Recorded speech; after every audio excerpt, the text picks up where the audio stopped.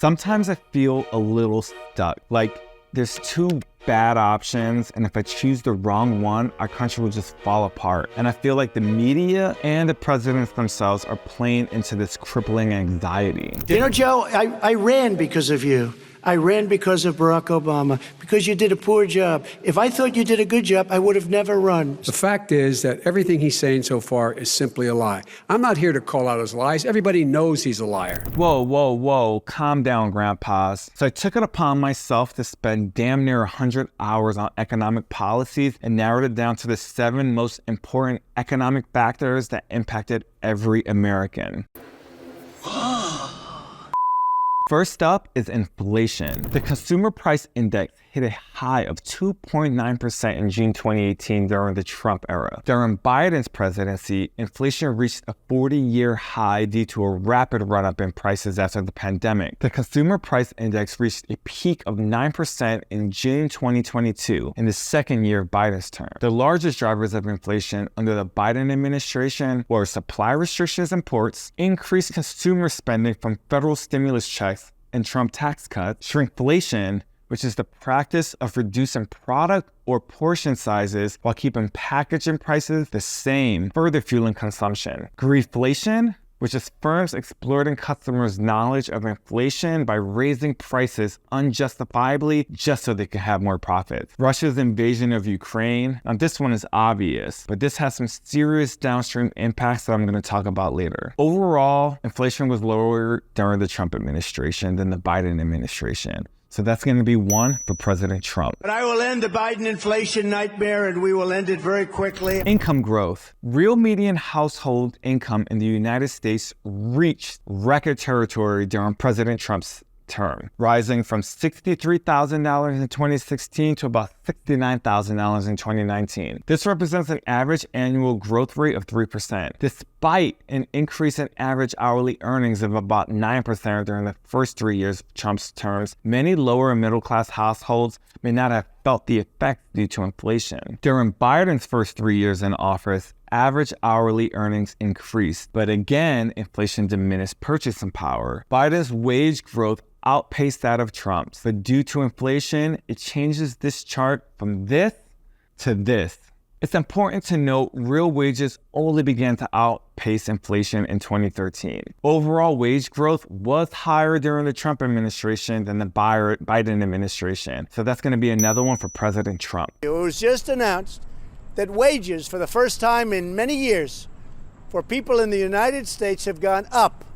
Jobs. Trump presided over a period of job growth before the pandemic, with the unemployment rate reaching a 50-year low at 3.5% in early 2020. During his first 3 years, the economy added an average of 176,000 jobs a month. Biden oversaw the creation of 14 million jobs in less than 3 years in office. This job growth occurred as the economy recovered from the pandemic, with an average 412,000 monthly jobs added, with still many months to spare before the election. It's important to consider that Trump ultimately left office with 3 million fewer jobs in the U.S. than when he took office, a result largely attributed to the economic fallout of COVID-19. Under Biden, unemployment is back to pre-pandemic levels. Overall job growth was higher during the Biden administration than the Trump administration. So that's going to be 1 for President Biden.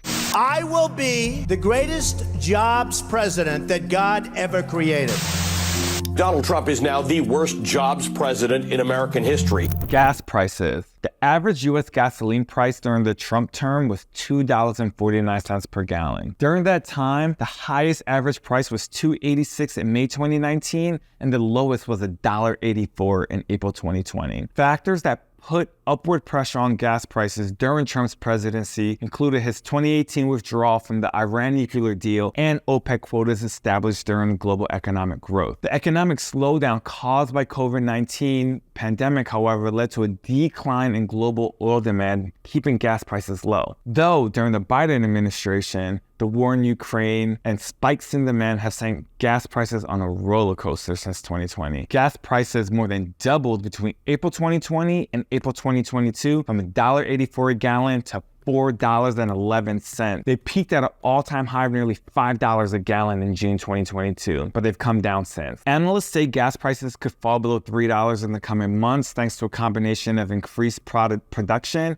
and slowing demand. But as of May 2024, it's still about $3.60 a gallon. Overall, gas prices were lower during the Trump administration than the Biden administration. So that's going to be another one for President Trump. We will drill, baby, drill. Let's talk about the national debt. The U.S. national debt is already out of control, and both the Trump and Biden administrations borrowed and spent heavily, contributing significantly. The Committee for a Responsible Federal Budget estimates that Trump added $8.4 trillion to the debt during his presidency, including about $3.8 trillion in 2020 alone, while Biden added $3.8 trillion in the first 3 years of his office combined, largely through the American Rescue Act. The $8.4 trillion added to the debt under Trump includes an expected $2.2 trillion added over 10 years due to the 2017 Tax Cuts and Jobs Act. Several factors contributed to the debt increase under both presidents. I made this simplified table to show the largest contributors to the national debt. Feel free to hit pause if you want to give it a good read. As of May 31st, 2014, the U.S. national debt was $34.6 trillion. Overall, the Biden administration contributed less than the Trump administration. So that's going to be one for President Biden. Guess what? I cut the deficit $1.7 trillion.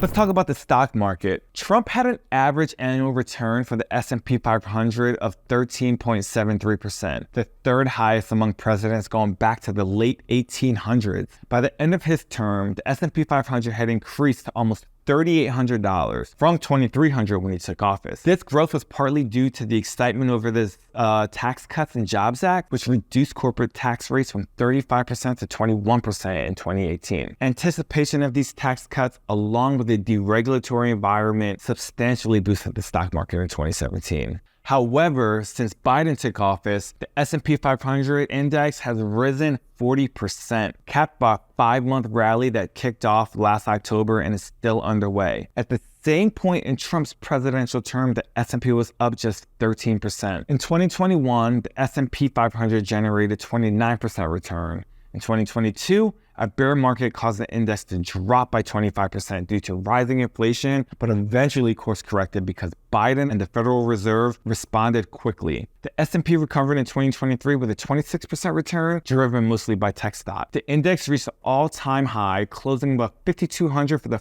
first time and nearing 5,300, the highest the S&P has ever been. Overall, Biden's stock market has outperformed Trump's, so that's going to be one for President Biden. What a stupid son of a bitch. But what about the broadest measure of the economy, the GDP, the gross domestic product? During Trump's presidency, the U.S. economy continued the period of economic expansion that began under the Obama administration. Ultimately, President Trump's GDP growth was slower than other presidents. Trump actually presided over the slowest economic growth of any U.S. president since World War II. Real GDP growth averaged 2.7% during the first 3 years of Trump's presidency. In 2018, growth reached 3%, which was Trump's peak year. This milestone was surpassed in 17 of the preceding 39 years under presidents from Ronald Reagan to Barack Obama. In 2020, GDP shrunk 3.5% due to COVID-19. That made 2020 the worst year for economic growth since 1946. Joe Biden's first 2 years were affected heavily by the pandemic. Despite that, 2021 registered a 5.9% annual gain,